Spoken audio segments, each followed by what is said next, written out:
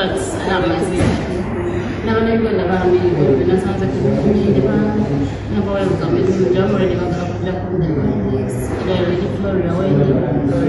Florida. I got a job with that. I've been nice enough already. Thank you so much. Come on, guys. So I'm going to no, the bad devil night on the books. When I'm out with them, you will what do you want to come away? I need to welcome you in our hospital, so everything will be okay.